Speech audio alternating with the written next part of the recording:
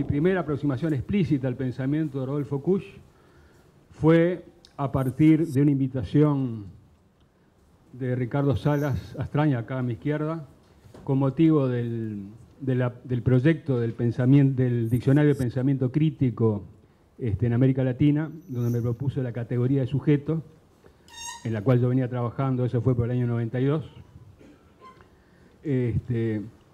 Y bueno, y si bien en mi perspectiva yo venía trabajando autores como Dussel, como Hinckelhammer, como Roy, había escuchado a Langón en algunas ocasiones en Montevideo, algunos desarrollos a partir de Rodolfo Kusch. Entendí que Kusch debería tener una presencia en esta categoría, y bueno, ese fue mi primer, digamos, contacto directo con este pensamiento, y eso quedó plasmado en este diccionario, que creo que ha sido una excelente iniciativa para el pensamiento crítico en América Latina, que Ricardo Salas supo promover, liderar y cuajar en 2 ediciones que han tenido mucha circulación.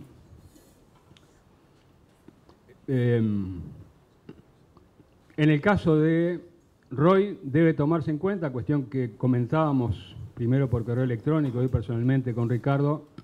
Bueno, Roy ha sido bastante distante respecto del pensamiento de Rodolfo Kusch, para decirlo suavemente, más que distante, fuertemente crítico, o eventualmente más que fuertemente crítico en un sentido, digamos, propiamente fundamentado de la crítica, irónico y deconstructivo, en el sentido en que en algún momento se lo señaló Mauricio Langón en ocasión de un encuentro del diálogo norte-sur realizado en Brasil, en el cual hubo un diálogo fuerte entre Franz Hinckelhammer y Karl Otto Appel, en el cual Hinckelhammer le reprochaba a Karl Otto Appel haber hecho de Marx un espantapájaro, es decir, haber construido, digamos, un falso Marx, y a partir de la construcción del espantapájaro hacer una supuesta destrucción crítica de Marx, cuando en realidad era la destrucción, bueno, de este espantapájaro, de esta construcción. A partir de esa imagen, Roy también estaba presente en esta reunión, y Mauricio Langón, que estaba conmigo, digamos, en el público, no éramos de los expositores, sino ocupábamos el lugar que ustedes ocupan en este momento en la sala, le planteó a Roy, bueno, que él había hecho algo análogo respecto de Kusch. Había hecho de Kusch un espantapájaro, y era lo que de alguna manera destruía críticamente, al señalar, palabras más, palabras menos, la idea de que en Kusch lo que hay es un telurismo místico de la tierra y de la sangre, ¿verdad?, que, diríamos, difícilmente podría colaborar en la perspectiva, digamos, de una filosofía de liberación en América Latina, y está entre los antecedentes que Roy señala para, en ese escrito que creo que era del año 1984, bueno, señalar las razones por las cuales él había decidido liberarse de la filosofía de la liberación. No obstante, digamos, este comienzo, de alguna manera, a contrapelo de lo que ha sido seguramente el espíritu de esta convocatoria y todas las reuniones en el contexto de la misma hasta este momento, se me ocurre que las categorías de análisis de Arturo Roy, bueno, habilitan, digamos, encuadrar, digamos, de pleno derecho al pensamiento de Rodolfo Kusch, entre los que Roy identifica como comienzos y recomienzos de la filosofía latinoamericana. Si la tesis de Roy es: no hay un comienzo único de la filosofía, supongamos en el siglo VI antes de Cristo en Occidente, y a partir de allí una línea de continuidad hasta el presente, sino que hay comienzos y recomienzos de distintos contextos tempoespaciales que tienen que ver con emergencias, ¿verdad?, que son emergencias sociales acompañadas de emergencias discursivas, que implican el ejercicio de lo que Roy identifica como el a priori antropológico, entendiendo por tal la afirmación de sujetos en las cuales estos se entienden a sí mismos como valiosos y entienden como valioso conocer y conocerse por sí mismos, ¿verdad? Y en ese sentido, digamos, creo que no hay dificultad, sino por el contrario, esta categoría de análisis freudiana aplica perfectamente al caso de Rodolfo Kusch, ¿verdad? Más allá de aquellas valoraciones, diríamos, crítico-negativas o crítico-destructivas que Roy pudiera haber tenido en los señalamientos a que hice referencia anteriormente respecto del pensamiento de Rodolfo Kusch. Tanto es así, bueno, que justamente, digamos, esta serie de reuniones, creo que esta, no sé qué número de reuniones respecto del pensamiento de Kusch, dice justamente acerca de un pensamiento que es válido, ¿verdad? Y que está vigente, justamente porque no está instituido, sino que mantiene una capacidad de interlocución instituyente, ¿verdad? Razón por la cual, bueno, sigue convocando estas, digamos, circunstancias, estas ocasiones de regreso a su pensamiento para intentar, digamos, aproximarse a él y proseguir en su desarrollo. En la misma dirección, bueno, justamente comienzos y recomienzos, como el de Kusch, tienen que ver con emergencias discursivas, pero no solamente, sino con emergencias sociales, y en el caso de Kusch sería de alguna manera esto paradigmático, porque su pensamiento y su forma de categorización de la realidad de alguna manera pretende dar cuenta de emergencias, digamos, tal vez más que sociales, comunitarias, que tienen que ver con afirmaciones de, digamos, pueblos originarios, ¿verdad? De comunidades originarias. Comunidad tiene un sentido propio, ¿verdad? De lo, digamos, en los términos de lo indoamericano, en los términos de la América profunda, ¿verdad? Lo cual, bueno, dice acerca de un tipo de emergencia, digamos, muy singular, la cual de alguna manera tal vez no ha alcanzado en la perspectiva de la filosofía latinoamericana articulada sobre la historia de las ideas una debida visibilidad, una debida presencia, porque tal vez, digamos, en sus expresiones más desarrolladas, más dominantes, el pensamiento que es filosófico que se ha recuperado en la historia de las ideas en América Latina desde la filosofía latinoamericana tiene que ver con formas de recepción y de resignificación del pensamiento europeo. Cuestión esta, la recepción y resignificación del pensamiento europeo, a la cual, por lo poco que yo conozca, tampoco el pensamiento de Kusch es ajeno, ¿verdad? Aparentemente, o tal vez seguramente, hay una apropiación y resignificación de ciertas categorías y líneas de análisis de Heidegger, ¿verdad? Pero desde América Latina. No obstante lo cual, bueno, el elemento importante de novedad es en esta reapropiación y resignificación la procura de establecer en términos, diríamos, de un humanismo radical, categorías que impliquen novedades en el pensar, ¿verdad? Y en el acompañar con el pensamiento estas emergencias comunitarias, como esa categoría de alguna manera tensional, dialéctica o híbrida, que es la categoría del estar siendo, ¿verdad? En la cual frente al ser, como categoría ontológica, dominante, cosificadora, homogeneizadora, que implica el detenimiento de la realidad, la fijación de la realidad sobre una identidad ontológica fuerte, se coloca la categoría del estar, ¿verdad? Y se pone en tensión al anterior y se construye, ¿verdad?, un diálogo crítico entre el estar y el ser que deriva en ese estar siendo que de alguna manera explicaría, ¿verdad?, en este recomienzo, que recomienza no solamente con Kusch, sino, digamos, con los grupos, ¿verdad?, que de alguna manera asumen su pensamiento y lo relanzan en distintos contextos y en sucesivos contextos hasta este presente, ¿verdad? Hasta el presente y seguramente con proyección de futuro. Este ejercicio además podría articularse haciendo referencia a la significación de su novedad, contextualizándolo en una categoría de análisis propuesta desde otro pensador crítico latinoamericano y latinoamericanista que de alguna manera también ha mantenido distancia crítica con Rodolfo Kusch, como lo es Enrique Dussel, quien en 1992, en su libro 1492, El encubrimiento del otro, acuña la categoría de transmodernidad.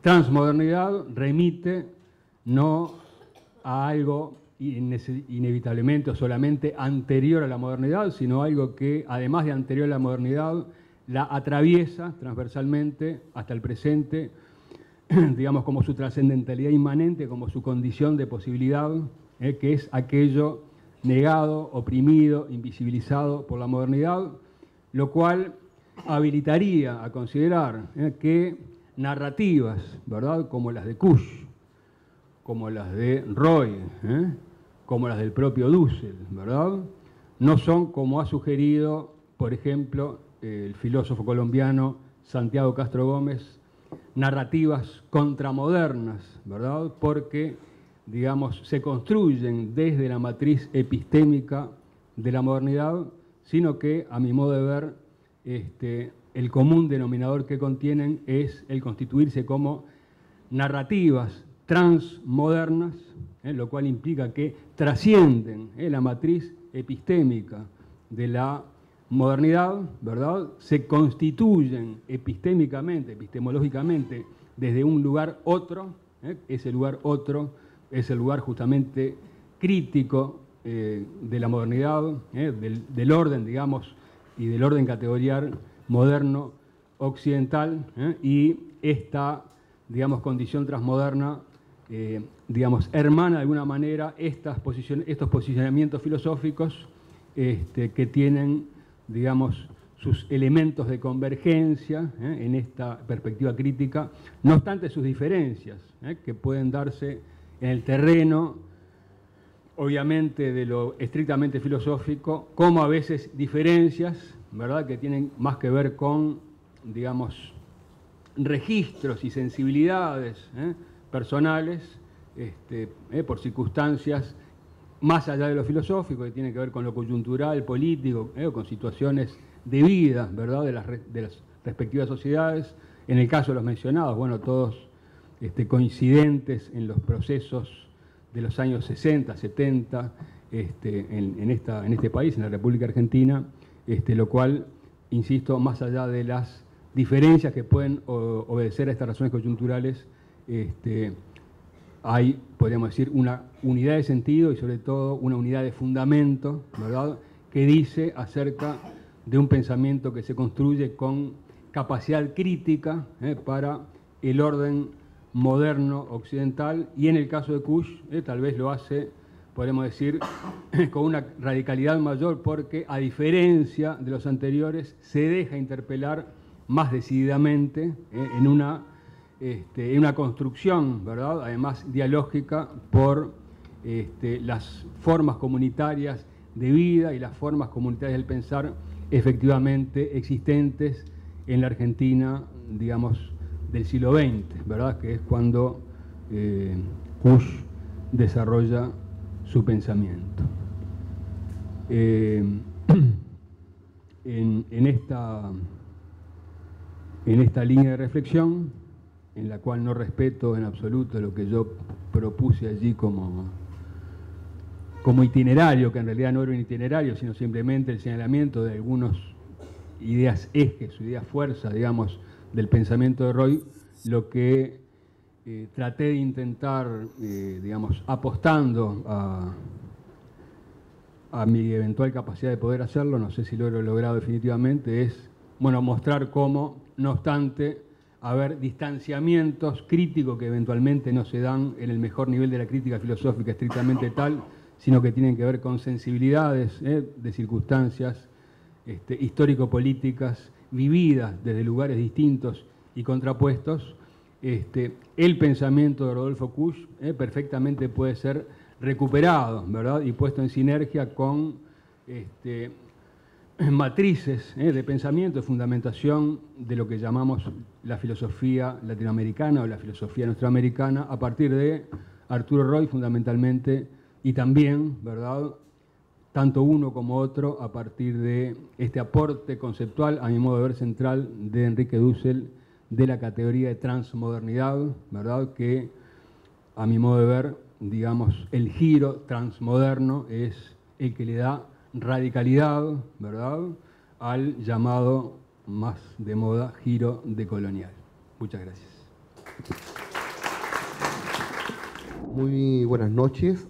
Yo quisiera agradecer a la Universidad 3 de Febrero, a Pepe Tassat, por darnos la posibilidad de compartir algunas reflexiones relevantes sobre este pensador que nos motiva a muchos en América Profunda a seguir pensando más allá de la persistencia en nuestras élites de un pensamiento hegemónico, pero también por la posibilidad que nos ofrece encontrarnos con tan buenos amigos y amigas, ¿cierto?, de distintos lados de esta América, y que también es un motivo importante para estar en estos encuentros, porque la vida tiene también una dinámica de temporalidad, y los amigos cuando van llegando ciertos años ya se mueven con más dificultad, ¿cierto? No van a todos los encuentros y toda la gente pregunta qué pasa con él o qué pasa con ella, ¿ya? O lo típico que cuando nos volvemos a encontrar, pero estás más joven, lo que ya es un indicio de que algo ha pasado, digamos, ¿ya? Que tenemos pelo más blanco, que echamos alguna gordura además, etc. Eso es la vida.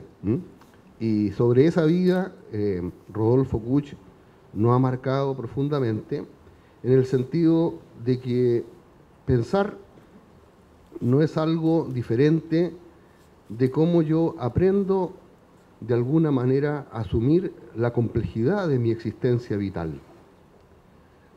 Y es ahí donde efectivamente la vida tiene un planteo de lo que pudiéramos llamar en un lenguaje filosófico, tiene una dimensión profundamente ética, o de una eticidad profunda por la que estamos viviendo, pero no de cualquier manera, sino que vivimos de una manera marcadamente humana.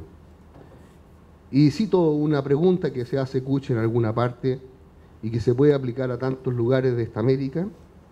Dice Kusch: ¿se puede destruir la eticidad propia de un pueblo para crear una sociedad sin ética? Y esa probablemente es la pregunta que no solo en la Argentina en la que él pensó, y también en la Bolivia que él cruzó y estudió, sino que también en Chile, en Colombia, en Brasil, en cuánta parte de América, ¿cierto? Estas preguntas siguen dándonos vuelta.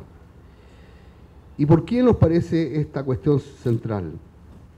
Porque al plantearnos la pregunta de la eticidad, lo que aparece como fundamental es saber si nosotros hemos adquirido un modo de aprehensión sapiencial de lo que estamos viviendo y donde se juega esto que nosotros llamamos a veces muy fácilmente la sabiduría. ¿Sabemos vivir sabiamente? Y aquí yo cito también alguna parte de donde Kusch nos dice: la consistencia de mi vida no radica solo en la parte de mi entidad que emerge del suelo y que se interna en lo universal, sino necesariamente también en lo que está sumergido en el suelo.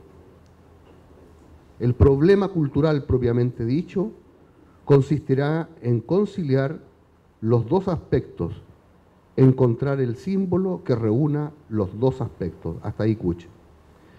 En el fondo, la cuestión que a mí me interesó desde muy joven es saber cómo nosotros podemos aprender la complejidad de la vida de nuestros pueblos a partir de eso que ha sido tan desconocido por los intelectuales modernizadores, por nuestras élites, que simplemente el pueblo, los indígenas y una serie de grupos y colectivos humanos aparecen simplemente marcados por la ignorancia, marcados por el no saber hacer, marcados de alguna manera como a veces nos ocurre a nosotros los docentes en nuestras universidades, cuando hablamos de los jóvenes que llegan a nuestras aulas y decimos que los jóvenes hoy día no saben esto otro y no saben esto de más allá. Y entonces yo me hago la pregunta a los cuchis y yo diría entonces, bueno, pero ¿qué es lo que saben? Porque si han llegado a la edad que tienen y si han llegado a estar en esta sala y a poner, digamos, su mejor disposición para escucharme y luego saben hacer cosas importantes en su vida, entonces quiere decir de que hay algo que nosotros no estamos pensando suficientemente bien. Y aquí yo quisiera dejar esta relación directa con Kuch para poder enfrentar, digamos, a mis propios frais et périls, como dicen en francés, ¿cierto? Ensayar por mí mismo, ¿cierto? Algo que en Kuch está marcado por toda una transversalidad de su pensar hacia el mundo andino, con una relación profunda que yo he hecho desde mis tiempos de doctorado con el mundo mapuche. Cuando yo presento una tesis, ¿cierto? Un proyecto de tesis, y propongo estudiar la sabiduría religiosa del pueblo mapuche, muchos de mis mejores colegas dijeron, pero ¿por qué si tú eres filósofo te vas a dedicar a hacer algo que es de los antropólogos? Además, ¿qué es lo que tienen los mapuches que nos puedan enseñar a nosotros, ¿cierto? Los chilenos. Y eso no solo lo escuché, digamos, una vez, sino que lo escuché reiteradas veces. Y tengo que decir que las paradojas que hemos vivido muchos de nosotros intelectuales, que en un pequeño país, en Europa, en Bélgica, ¿cierto?, en una universidad llamada Loaina, un gran sabio, Jean Ladrier, recibe este proyecto y dice, creo que aquí hay, digamos, una sustancia filosófica que merece, ¿cierto?, ser trabajada, y tuve la suerte de ser acompañado por este ilustre maestro 6 años a profundizar el lenguaje religioso mapuche. Pero no quisiera dejarlo agotado a una esfera de mi biografía intelectual, sino que decir, ¿qué pasa con esa problemática cuando yo retorno a Chile? Y particularmente haciendo ya, digamos, una reducción por el corto tiempo que tenemos, ahora que yo vivo y trabajo en Temuco, donde hemos invitado a nuestro distinguido amigo y colega Carlos Cuyén a nuestra universidad. ¿Qué podemos nosotros hacer por repensar esa sabiduría profunda del pueblo mapuche? Y recuerdo que la primera cuestión que me surge a mí es que si nosotros somos atentos a este ejercicio de pensar la sabiduría en serio, no puede ser que el filósofo occidental, Winca, nos diría el Mapudungun, asuma, ¿cierto?, el papel de expresar y traducir, ¿cierto?, lo que la sabiduría mapuche está diciendo. Y viene entonces una idea que yo creo que recojo de alguna forma de Rodolfo Kuch, decir, tenemos que hacer un curso donde dialoguen dos tipos de sabiduría, donde cada uno hable desde su propio lugar. Y yo conocía a un ñempín mapuche. Ñempín en Mapudungun significa el dueño de la palabra en un sentido literal, ¿cierto? Pero hay que darle todo el sentido simbólico, o sea, es el que puede decir la palabra en el sentido más profundo del término, ¿eh? O sea, en otras palabras, un filósofo, ¿ya? Entonces, a este filósofo, Armando Marileo, le digo, Peñi, ¿usted estaría dispuesto a hacer un curso de filosofía conmigo? Y me dice, encantado, me dice, porque yo quisiera dialogar sobre las posibilidades de que ambas filosofías puedan llegar a entenderse. No me dice de hacer un camino para que se entiendan, sino que veamos si en el camino podemos llegar a darnos cuenta que estamos hablando a lo mejor de algunas cosas en común. Pero de nuevo, y aquí algo que yo creo que es importante también decirlo en el marco de esta inspiración cuchana, la dificultad hegemónica de la institución occidental universitaria. ¿Quién es este ñempín que quiere hacer clase en la universidad? ¿Dónde estudió? ¿Dónde sacó su posgrado? ¿Dónde están sus publicaciones indexadas en revistas Cielo, Easy y todas esas cosas que hoy día las nuevas exigencias de acreditación nos están pidiendo? Bueno, se dio, y lo tengo que confesar aquí porque es así, en ese tiempo yo ejercía un cargo, digamos, como decano en la facultad, y todo se hacía bajo un sistema computacional, entonces había que ir respondiendo ventanas.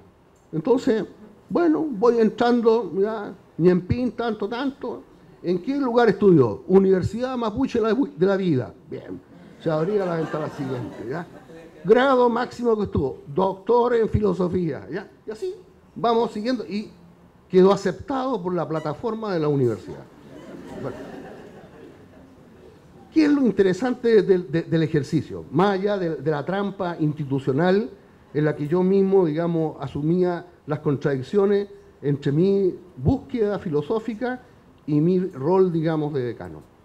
Lo importante es que hoy día llevamos, ¿cierto?, un curso que lleva 8 versiones, donde cada semestre hacemos esta experiencia, donde yo hablo como representante, entre comillas, de la filosofía occidental, tratando de buscar aquellos temas que pueden conectar mejor, ¿cierto?, lo que hemos hecho en Occidente en perspectiva de diálogo y de encuentro con el otro, y él desde su perspectiva del micromundo mapuche y particularmente de su manejo del mapudungún, me va mostrando aquellas cosas en las cuales nosotros difícilmente los huincas no entendemos y difícilmente nosotros vamos a ceder, porque ahí hay cuestiones muy centrales como son la cuestión de la verdad, la cuestión de la unidad del saber, la cuestión de la pretensión de la ciencia, ¿cierto?, de querer decir algo como una última palabra, y una serie de cosas que uno podría encontrar, ¿cierto?, en muchas de las reflexiones de Rodolfo Kusch. Yo solamente quiero terminar diciendo lo siguiente. En algún minuto, cuando tuvimos que pensar, porque este es un curso formal, los estudiantes tienen que tener evaluaciones. Entonces, yo le digo, oiga Peñi, le digo, bueno, pero ¿cómo vamos a evaluar esto? Entonces me dice, bueno, pero como esto es un diálogo, me dice, usted evalúe la parte huinca. Y yo evalúo la parte mapuche. ¿Ya? Ya, pero ahí estábamos aparte, digamos, cada uno evaluaba, digamos, ¿cierto?, la parte que estaba trabajando. Pero decidimos dar un paso más y pensábamos que el momento clave era el momento de la sabiduría del vivir, y eso tiene que ver en el primer semestre con la celebración del Huetripantu, que en Mapudungún es simplemente, ¿cierto?, la gran fiesta ceremonial, ¿cierto?, del Año Nuevo Mapuche. Entonces, a mí se me ocurre, ¿cierto?, en mi pragmatismo huinca, decirle, oiga Peñi, pero bueno, pero esto lo vamos a hacer en la sala de clase. Ah, no, me dice, absolutamente no. Esto tiene que hacerse en condiciones rituales, y eso significa pasar toda la noche preparando comida, bailando, rezando, y estamos hablando que en el sur de Chile, en el mes de junio, es un mes de lluvia, un tiempo muy helado y todo lo demás. Entonces, obviamente que de nuevo ahí, ¿cierto?, mi propia experiencia intelectual y mis responsabilidades también entraban en tensión. Mucha gente me decía, pero en los tiempos que era decano, hoy día ya no me dicen nada porque ya caí en desgracia, así que no pasa nada, ¿cierto? Pero me decía, ¿usted sabe lo que significa llevarse a todos los jóvenes una noche fuera ¿Y qué puede pasarle a la chica? ¿Y qué puede pasar aquí? ¿Y si se le pierde uno? Bueno, al final, todo, ¿cierto? Los temores nuestros occidentales para no tener una experiencia, obviamente, de convivencia. Quiero decir que para los chicos es la experiencia más fabulosa que puedan vivir de todo el curso. Si bien en nuestras sesiones van aprendiendo a decir muchas cosas en mapudungún y en diálogo con la filosofía occidental, el momento clave de sabiduría es el momento de compartir juntos. Ver jóvenes que no se conocen de las carreras más distintas, preparar juntos comida, compartir la comida, bailar, y aunque ellos no sepan mapudungún, poner, digamos, ¿cierto?, una cara así como de que entienden algo cuando el ñempín se pone a rezar a medianoche, a las 2, a las 5 de la mañana. Esa es una experiencia que yo encuentro que es extraordinaria.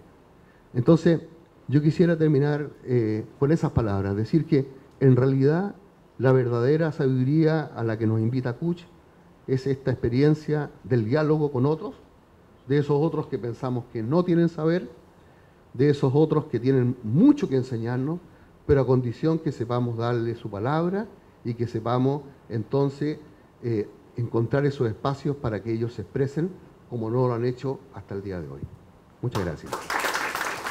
Quisiera presentarme a nombre, institucionalmente, a nombre de la Universidad Santo Tomás de Colombia, a nombre de mi grupo de investigación Tlamatinime sobre ontología latinoamericana y a nombre de mi semillero de investigación. Pero también quisiera presentarme, no institucionalmente, a nombre de una familia de campesinos colombianos a la que pertenezco, a nombre de indígenas con los que he hablado y me han enseñado, y seguramente tengo genes indígenas, y a nombre de amigos de la comunidad afro que siempre comparten conmigo su rítmica. Rítmica que para mí es un poco difícil porque no sé bailar, pero que la natura mía personal me lo permite apalabrar, como lo verán en el texto que voy a leer. Cuanto semilla de Kuch de la sabiduría de América como filosofía latinoamericana.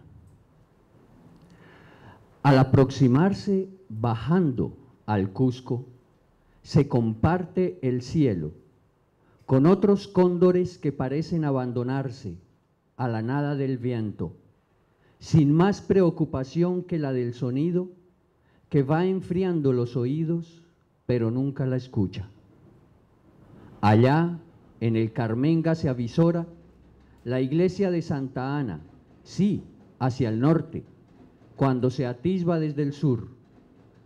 Este sur que es solamente sur para los del norte, porque bien norte puede ser el sur cuando se practica la lógica de la negación. ¿Dónde está el colibrí o la tortuga? ¿Dónde estás tú y dónde estoy yo? ¿Y dónde la melodía del siku que sopla en mi corazón? Que el cóndor pasa por mis entrañas, ya lo sé. En mis tripas revuela su plumaje negro y su cuello blanco en mi alma. Mi espíritu se lo lleva el colibrí. Y tortuga somos todos. América Latina va despacio y no hay afán.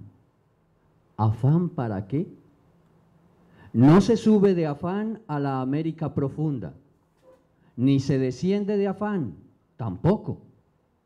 Por más que el hedor nos impulse a dar pasos rápidos, de nada sirve, porque ahí mismo nos damos cuenta que no es un hedor objetivo, sino que es nuestro propio hedor. Hedemos a América. Para los no americanos, hedemos. Heden nuestras ciudades, heden nuestros edificios, heden nuestra política, heden nuestra cultura, heden nuestro tiempo, hiede la eternidad. ¿Y qué ser vivo no hiede? ¿Qué ser humano no hiede? Mírate las tripas. Cuando sabemos sentir desde las entrañas nuestra existencia, hedemos. Estamos hediendo. Somos hediendo. Solamente a quien se cree pulcro le hiede el hedor, porque hedor somos todos. Pero, claro, nos esforzamos por no evidenciarlo.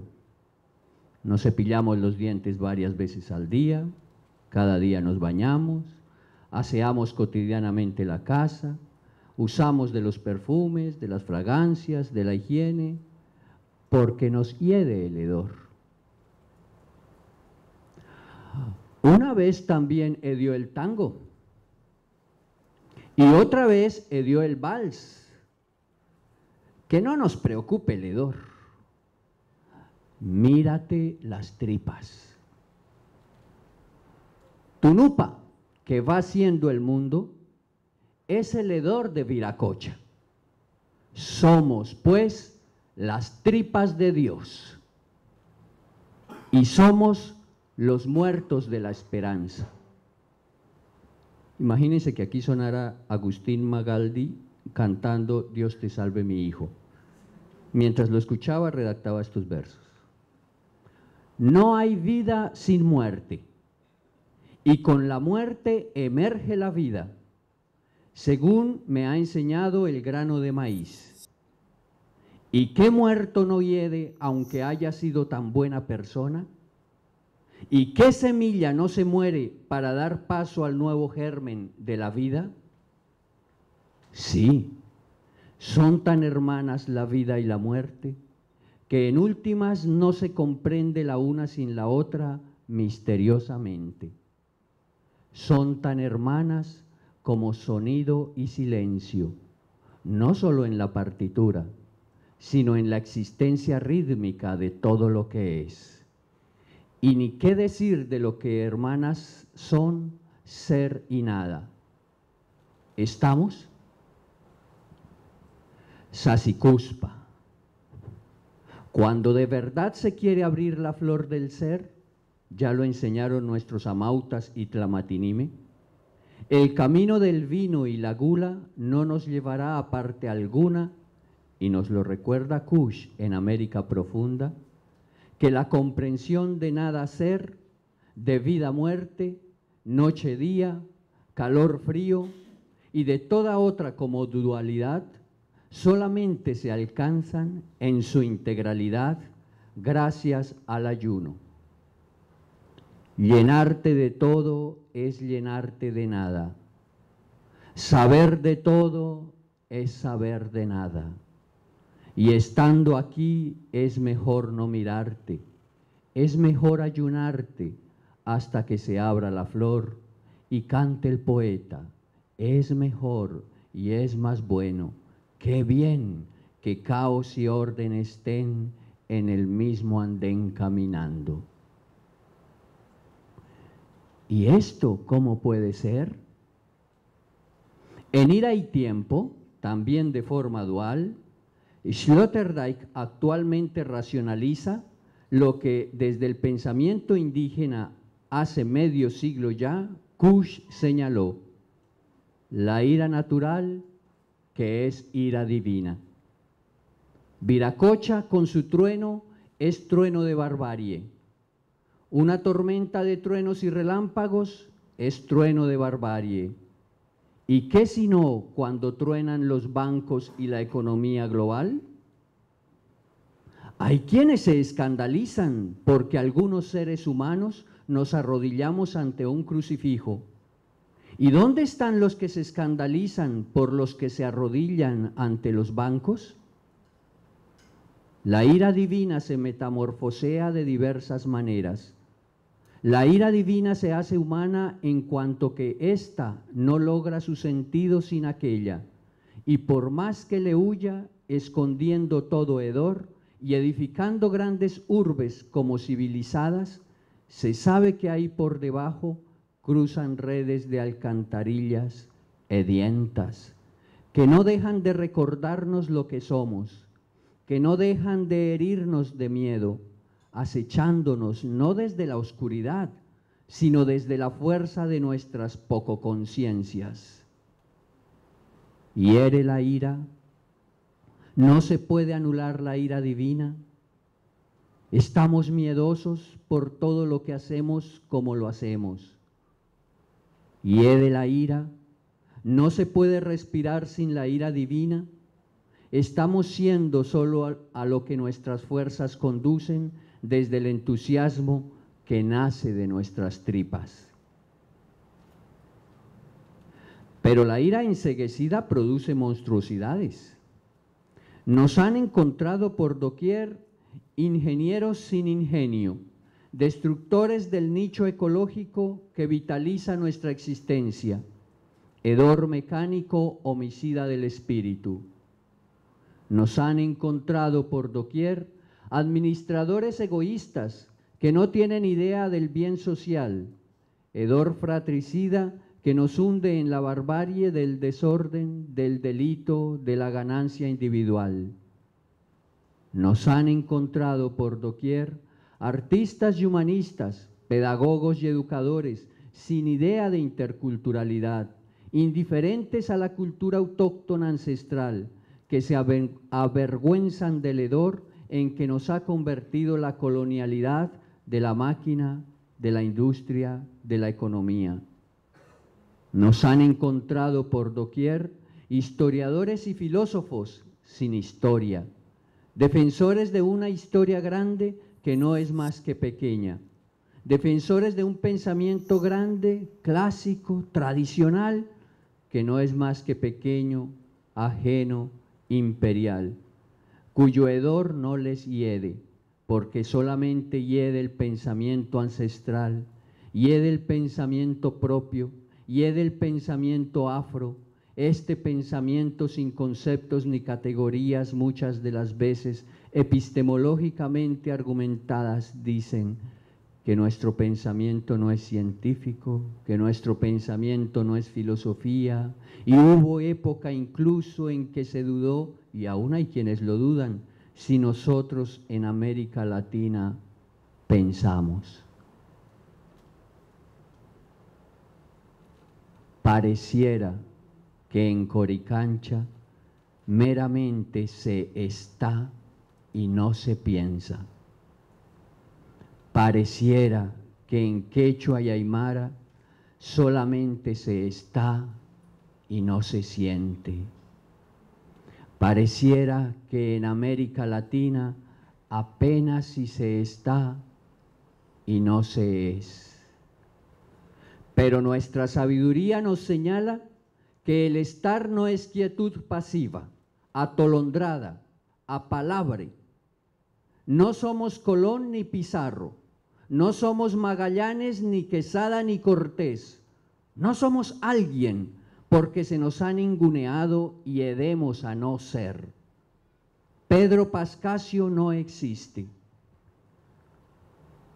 Pedro Pascasio fue el que hizo grande a Bolívar. Si no es por el humilde campesino Pedro Pascasio, Bolívar no hubiera agarrado al español que se estaba escapando. Pero ¿alguno de ustedes había escuchado hablar de Pedro Pascasio? Aquí he oído hablar mucho de Bolívar, no de Pedro Pascasio. Pedro Pascasio y Ede. Para Occidente solo existen objetos verificables, avalados por la verdad de su mirada. Se escucha el Amazonas, corriente caudalosa, selva virgen tenebrosa. ¿Se escucha la pampa o la sinfonía negra de la naturaleza oscura? ¿Se siente acaso el grito de la pobreza emergido de palafitos negros sobre el Pacífico colombiano? ¿Se saborea el rezo ahindiado bajo los ponchos de humildes mexicas a los pies por siglos de una virgen morena? La vida simple. habitantes de una tierra de 7 colores, estando siendo en la no memoria, construyéndonos en una no historia, porque habíamos sido negados como personas, nos sabemos latinoamericanos. Cóndor, colibrí, tortuga, pesa el alma, pase la vida. Una manzana cae porque se reintegra al suelo, ha sido semilla, ha madurado y luego se ha desprendido del árbol para reintegrarse al suelo. Esta es una verdad y quizá la primera. Eso está entre comillas. La sabiduría de América es filosofía latinoamericana. 1842, Alberdi, Historia de las ideas, semilla y germinación, buena tierra y buen tiempo, el ritmo de la siembra. Conciencia de opresión, filosofía de la liberación, filosofía política, ética del bien. Somos los otros de los otros, siendo los demás de los demás. Pensamiento filosófico amerindio, diversidad de sabidurías, multiplicidad de filosofías indígenas, filosofía náhuatl, filosofía andina, filosofía mapuche, filosofía muisca, entre tantas otras. Filosofía intercultural, que más allá de las diversas culturas, aprecia los puntos de contacto sentiente entre las apuestas culturales de unos y otros pueblos, de unas y otras tradiciones. Comprensión de la diversidad, hermenéutica analógica, que busca no caer en dogmatismos de intransigencia inhumana, símbolo y ontología bajo nuevos horizontes de comprensión. Filosofías de la vida para una tierra de tantos muertos y violencias, vitalismo cósmico natural y transnatural, enraizada en la naturaleza viva, filosofía ambiental desde las entrañas de los pobres, ecología espiritual. Y la pregunta por lo que es siendo, comprendido desde donde estamos, sin amilanarnos del hedor de la no cientificidad de nuestra apuesta, ontología latinoamericana. Retorno al interior del ediento inconsciente donde se es mera semilla. ¿Por qué la vida? ¿Para qué estar semilla? ¿Por qué y para qué? Y nos hacemos pregunta. Se está al modo de la pregunta. ¿Hay mejor forma de estar? ¿No nos gusta preguntar? Semilla estamos. ¿Estamos siendo? Pregunta la pregunta. Ya no qué somos, sino quiénes somos. Pregunta la pregunta. Ya no quiénes somos, sino qué estamos siendo. Semilla de ser. En la parcelita de nuestro ser estamos. El arado labra la tierra, la llovizna humedece el terreno, la luna de madrugada nos muestra el sendero. ¿Cómo de otra manera camina el campesino? ¿No se humedecen sus pies con la humedad de su terreno? ¿No madruga a sembrar la semilla nuestro alimento? En los Andes se entumecen los dedos de las manos y de los pies y las rodillas. El frío humedece el poncho, la ruana de nuestros campesinos. Pero esas ruanas saben conversar en la aurora con la luna blanca. ¿Y no es en esas conversas donde se ha aprendido la sabiduría de la siembra y de la cosecha? ¿Qué se siembra? ¿Quién siembra? ¿A quién se siembra? ¿Semilla? ¿Qué es la semilla? ¿Quién es la semilla? ¿Qué estamos sembrando? ¿Qué estamos sembrando? Siente bien. ¿Qué estamos estamos sembrando? ¿Qué se está sembrando? De don Faustino, un esencial campesino de mi tierra, he aprendido que siempre se siembra con esfuerzo. El esfuerzo de la siembra y el esfuerzo de la semilla, que son a una, que son. Los esfuerzos son. El esfuerzo es. Ser es esfuerzo, es fuerza. La fuerza en el esfuerzo, eso es. Esto no es concepto. Hay que sentir. Siente la fuerza. Sentirás lo que es. La fuerza no es quien hace la fuerza. La fuerza no es lo que hace la fuerza. Siente el esfuerzo. ¿Para qué palabras? Para sentipensar el esfuerzo, húndete en la semilla, que se esfuerza por brotar y estando así, es. Esfuérzate en comprender. Es fuerza, esfuerzo. Siéntelo, siente. Ser es todo semilla, y la semilla está, y la semilla es vida, la semilla es. El ser es estando en la semilla. ¿Está el ser en su semilla? ¿Cabe el ser la semilla? Semilla que se esfuerza en germinar, semilla que se esfuerza en crecer, semilla que la mano del campesino dejó caer, hizo caer, quiso caer. He ahí la caída. Sin caída no hay vida. Sin caída no se germina. Sin el esfuerzo propio de estar, no hay ser. Porque ser no es más que esfuerzo y esfuerzo vital. O mejor, esfuerzo vitálico, con sentido de vida, con el debido sentido, sentido ontológico. El sentido es siempre ontológico. ¿Qué sentido tiene ser? Solo esfuerzo, mero esfuerzo es. Para no concluir, sentipensar el esfuerzo conduce a sentipensar el ser, o viceversa. Así, por este caminito se siente la semilla que ya somos, porque se es siempre semilla de ser mientras se está. Estamos siendo semilla de ser, esto se siente, se palpa. Está lo que es, me dijo la señora Brígida aquella tarde por la veredita en medio de los sembrados que se hacían semilla.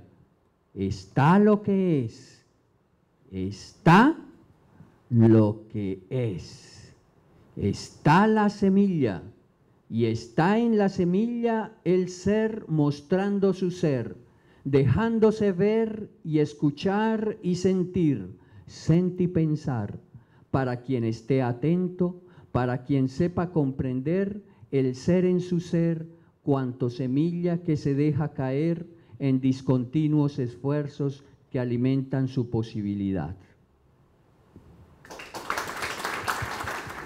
Voy a ser totalmente honesto y sincero en dos cosas. En primer lugar, que no voy a respetar absolutamente lo que figura en el abstract, por distintas cuestiones, pero fundamentalmente porque sucede algo, o por quizás, no sé, a mis colegas, pero a mí me viene sucediendo en los últimos encuentros que hemos tenido de esta serie de jornadas de homenaje a Rodolfo Kusch, y es que más allá de los elementos a priori que yo me propongo plantear en cada una de las participaciones, desde el mismo momento en que se inician las jornadas, empiezan a suceder una determinada cantidad de cosas que van mutando y cambiando absolutamente lo que uno, insisto, a priori tenía pensado plantear. Y la otra honestidad es, y quizás tiene que ver con lo que decía el colega de Chile, que estando en la segunda jornada y después de el día de ayer y todo el día de hoy, siento que no me da el cuerpo a esta hora ya. Y esto pesa, parece que gravita el pensar.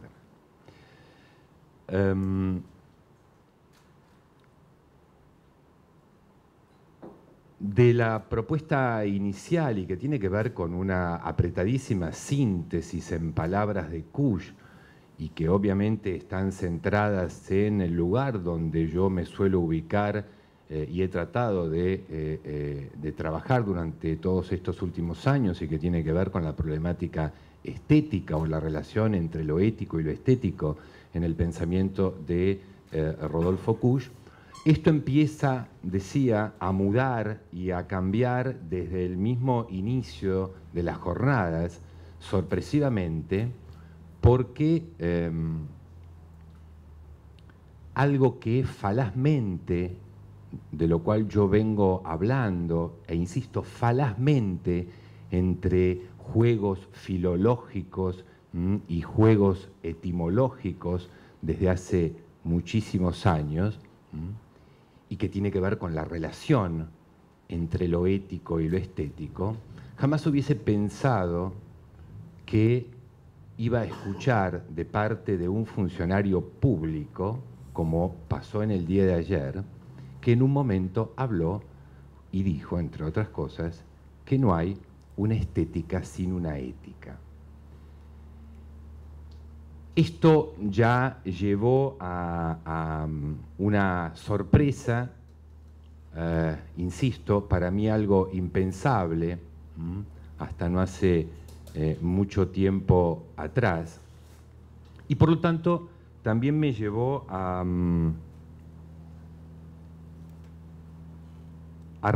resituar, si se quiere, lo que iba a intentar plantear hoy. ¿Por qué?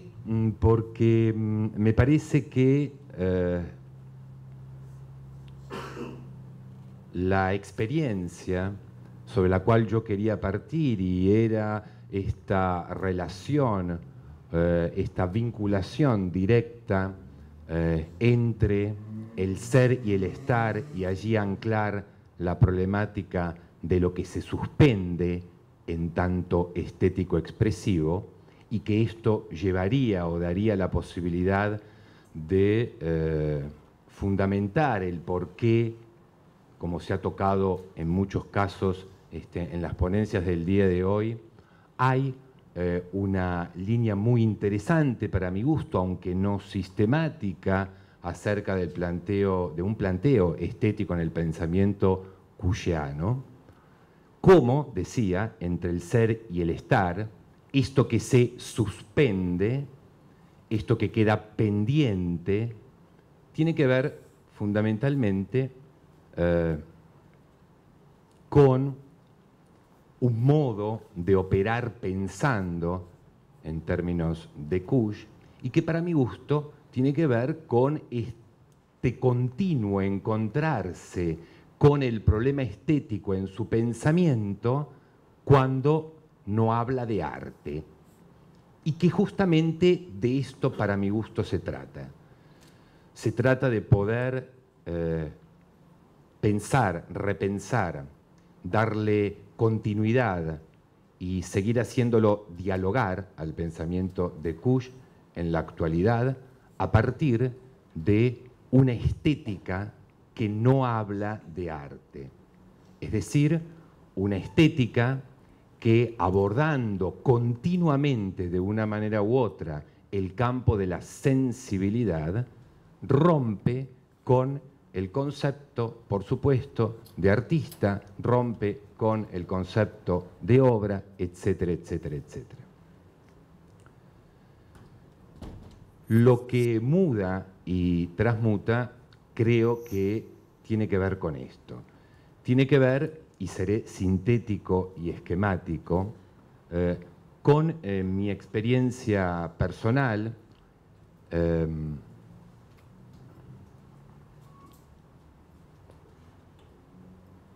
porque, como una colega y amiga en el día de ayer, muy en términos chistosos e irónicos, clasificaba las distintas personas o grupos que nos encontrábamos reunidos entre quienes estudiaron a Rodolfo Kusch, entre quienes conocieron a Rodolfo Kusch y los que lo tocaron. Yo no pertenezco indudablemente a la generación de los que lo tocaron. Y por un lado me apena, por otro lado me pone bien porque si bien yo nunca toqué en la mano a Rodolfo Kusch, seguramente él me tocó a mí de alguna forma. Y esto se debe a distintas coyunturas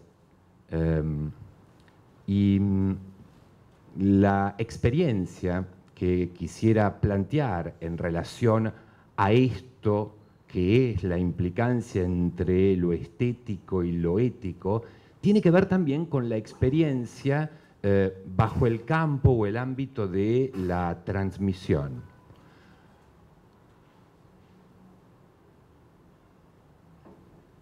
Por distintas circunstancias y coyunturas,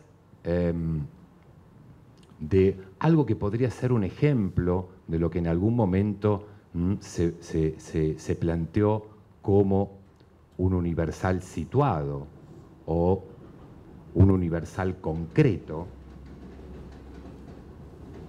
me llevó, decía, a intentar, y esto da cuenta de ello,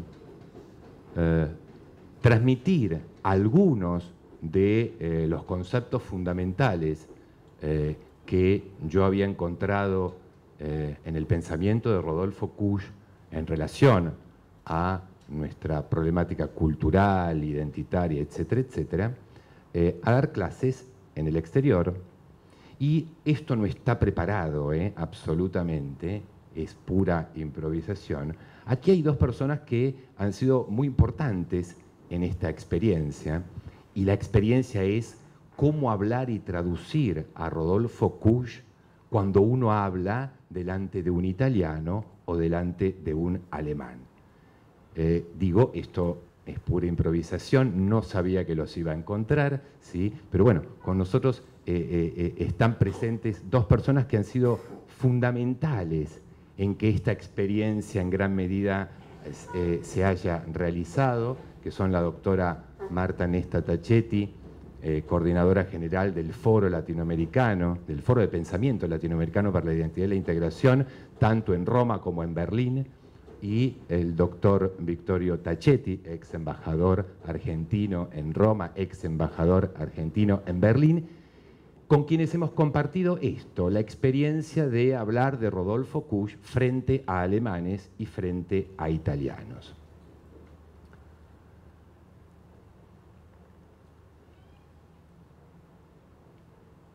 En la medida en que esta experiencia fue posible, yo me preguntaba qué era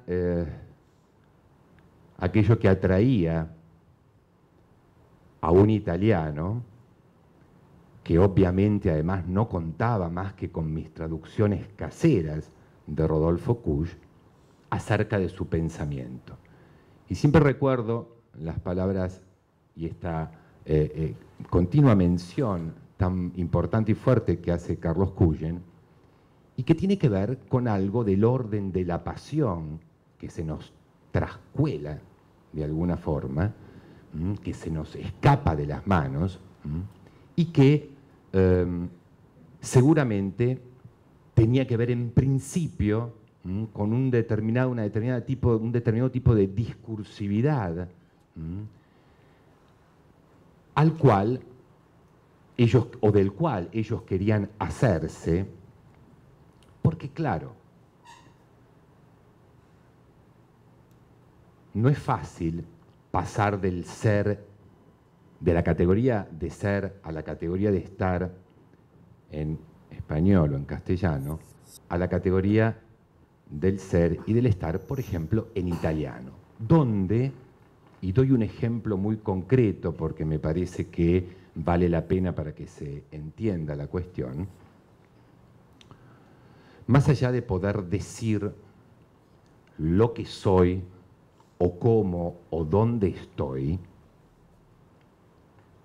cuando en italiano hay que traducir a Rodolfo Kusch y el italiano se expresa, trastoca en muchísimas construcciones el orden justamente del ser y del estar. Y esto pasa lo mismo, pasa de igual modo, o en manera similar, ¿sí?, con el alemán. De hecho, algunos de los alumnos, por ejemplo, del doctorado en estudios euroamericanos, intentando, ¿sí?, formular sus propias posiciones, ¿sí?, en castellano, terminaban diciendo, entre otras cosas, yo no estoy solo, yo soy solo. De la misma manera que el italiano, sobre todo en las formas dialectales, y aquí viene un dato importante, en las formas dialectales, cuando habla y trata de ubicar el orden de la existencia, no puede formularlo ni con el ser, ni tampoco con el estar, sino, y acá viene el punto, creo yo, interesante, entre otros, con el haber. Es decir, que nos sería necesario recuperar también, para entrar en diálogo con él, creo yo, a Agustín de la Riega. Las diferencias que implica entre un italiano moderno que dice no hay azúcar, ¿sí? No, ya. No hay tiempo. Y eso que justamente iba a plantear el por qué los italianos, justamente, entre otras cosas, tenían una llegada paradójicamente al pensamiento de Kusch a través de Jacques Lacan. Y trato de decirlo muy sintéticamente. Me perdí, pero la idea era la siguiente. En los intentos de traducción, en el trastocamiento entre ser y estar, tenemos que ubicar como problemática la problemática del haber, y por eso, repito, creo que tendríamos que seguir dialogando con Agustín de la Riega, porque cuando se trata de la cosa, ¿sí?, no hay posibilidades ni del orden del ser, ni del orden del estar, sino del orden del hay. ¿Hay o no hay?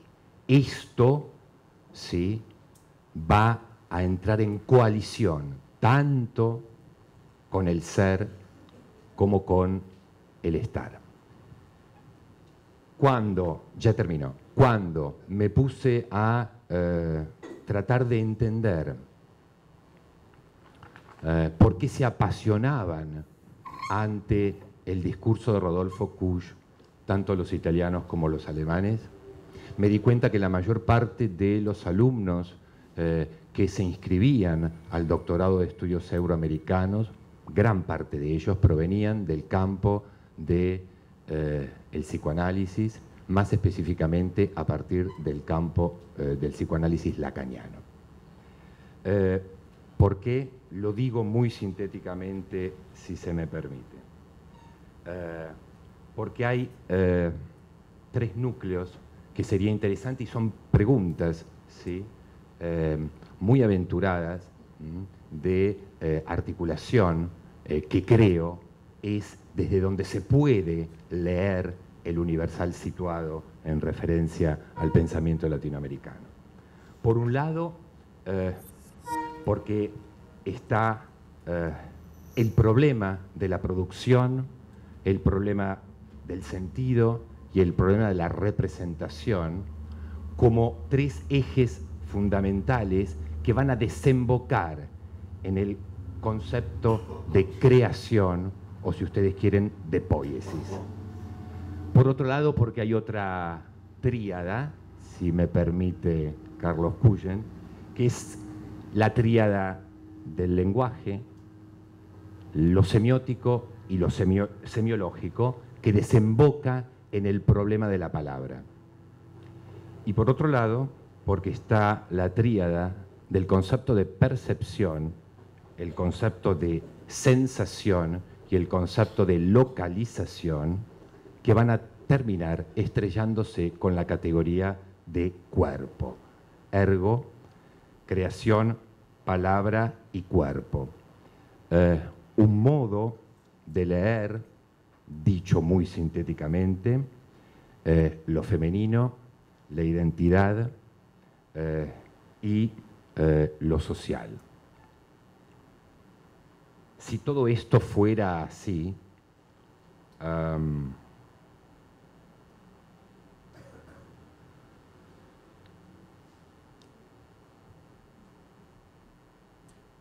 no sé si Lévi-Strauss se sonrojaría, si Foucault también se sonrojaría, o si ambos me matarían, pero uno podría desde este lugar pensar justamente que la posibilidad que nos da el pensamiento, la posibilidad actual y la vigencia del pensamiento de Rodolfo Kusch, hoy en día, cuando lo traducimos y por lo tanto lo traicionamos, ¿sí?, es poder plantear que no hay un pasaje de la naturaleza a la cultura, sino una transhumancia que iría, Foucault mediante, desde una arqueología del saber a una arquitectura de lo corporal. Creo que uno de los meollos de poder pensar lo estético expresivo, lo digo en términos más contemporáneos, en la traducción y traición del pensamiento de Rodolfo Kusch en este universal situado, es la ubicación, lo digo en términos más específicos, de lo real como el eje de enclave entre lo simbólico y lo imaginario, por decirlo en términos de Lacan. Ya me voy, pero Pepe Tassat me dijo, ojo, que hay a los alumnos, y ya es casi una cábala, o totalmente una cábala. Yo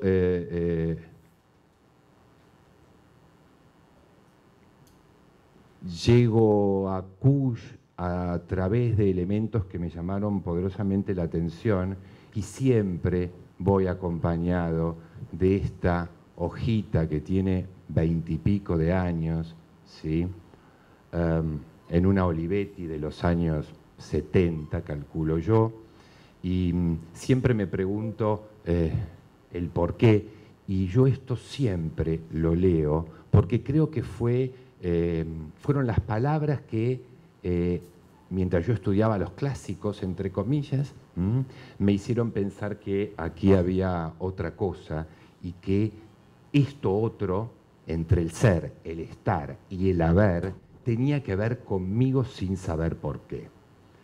Dice Rodolfo Kusch, la necesidad de ver claro para enseñar cosas claras encierra una trampa, porque implica cancelar la potencialidad del pensamiento. Significa no comprender que cuando se piensa realmente se lo hace en una oscura nebulosa. Pensar claro recién se da al cabo de un largo itinerario que pasa por una penosa y oscura gestación donde de nada valen los métodos. Nuestra cultura se halla aún en los planos más profundos del hombre y no ha logrado una realidad objetiva. Lo que se diga de esa cultura debe ser, por lo tanto, subjetivo hasta lindar con el caos. Que se afronta el peligro de que solo resalte el caos, tanto mejor. Peor sería repetir en los viejos moldes las perezosas mentiras que hemos cultivado sobre nuestra realidad. Solo así, lo americano podrá ser aprehendido en las raíces mismas de nuestra vida, que es la única creadora de cultura. Uno se tira un lance a partir de un pálpito y temblando de miedo de caer en el ridículo. Si tiene suerte, arriba a la pegada. Este sería más o menos el mecanismo del divino macaneo creador que nos hace tanta falta. Las raíces de todo pensamiento, lejos de estar en la razón, están en las puras emociones. Gracias. Esto es un documental que tiene que ver con este universo. Las protagonistas de ese documental, quisiera que ustedes se fijen por favor en el tipo físico de las cantantes y qué es lo que viene sucediendo, porque la música de estas artistas no frecuentaba los programas dominicales de televisión, sonaba en algunas pocas radios, entonces, pero hay un circuito, sin embargo, que lo vivía y vive muy intensamente.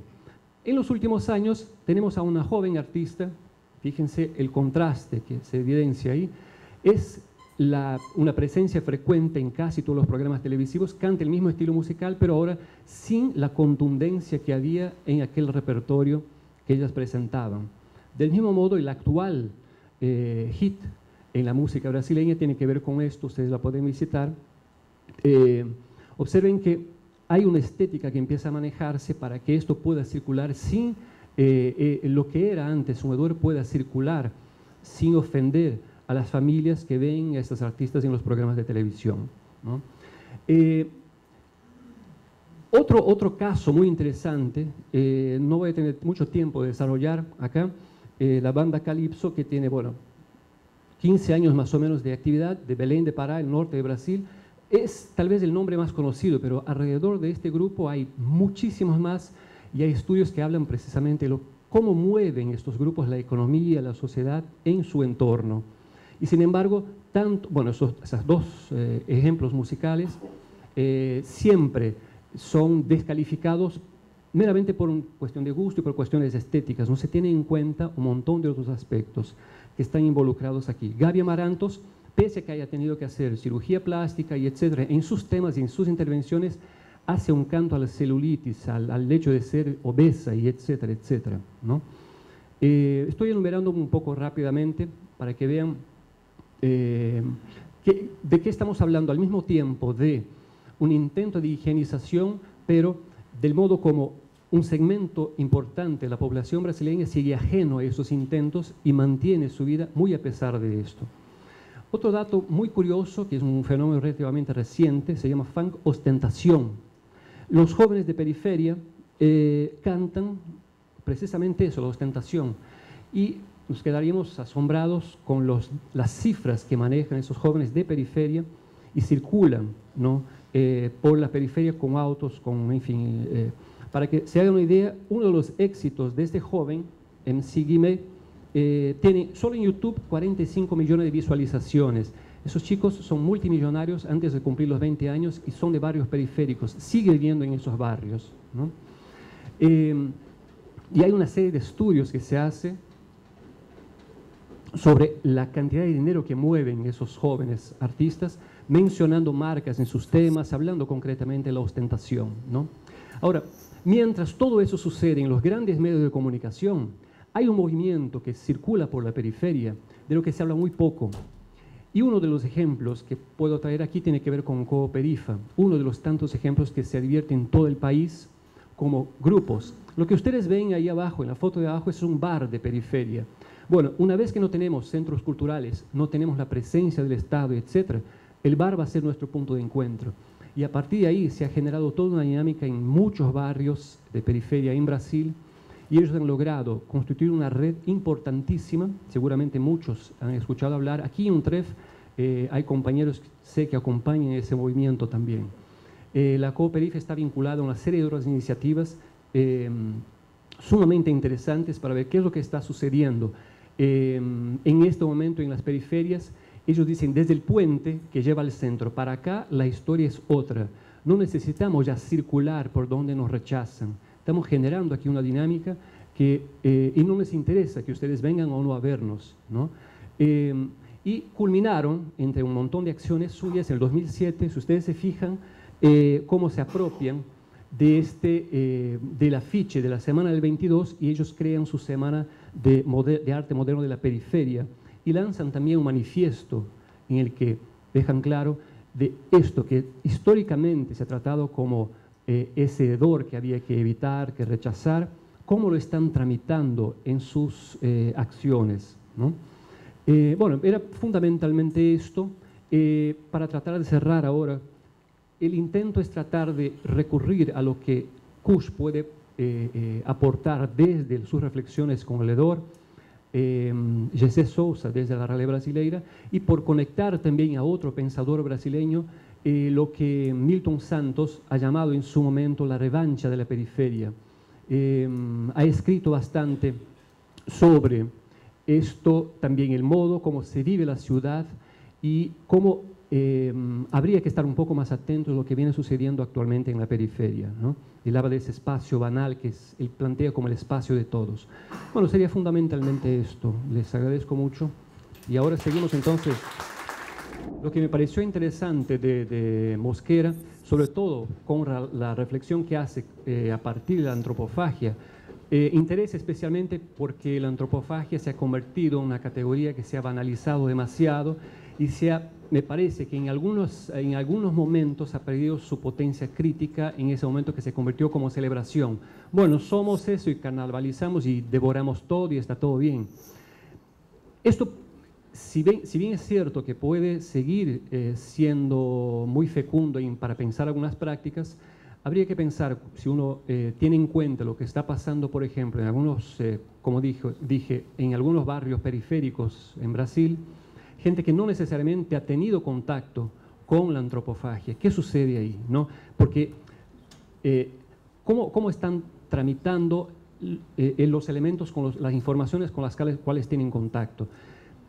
No lo tengo cerrado todavía, ¿no? Pero me interesa precisamente por eso, por tratar de ver si durante un tiempo se pensaba en función del otro. Estoy pensando ahora en otro ámbito, lo que Marie-Louise Prat, hablando del tema de la identidad en estos lugares, decía, parece que tratamos de definirnos siempre en función de este otro que suponemos como un paradigma desde el cual tenemos que pensarnos. Es decir, ¿a quién estamos tomando como referencia al momento de pensarnos? Entonces, en este proceso me pareció interesante, es decir, no por adoptar lo de Mosquera, sino por incorporarlo a ese proceso de reflexión. Me pareció como aporte interesante, a lo mejor se trataría de solo corroborar los aportes interesantes que tuvieron los otros, bueno, tanto Retamar como Osvaldo Andrade o Kusch.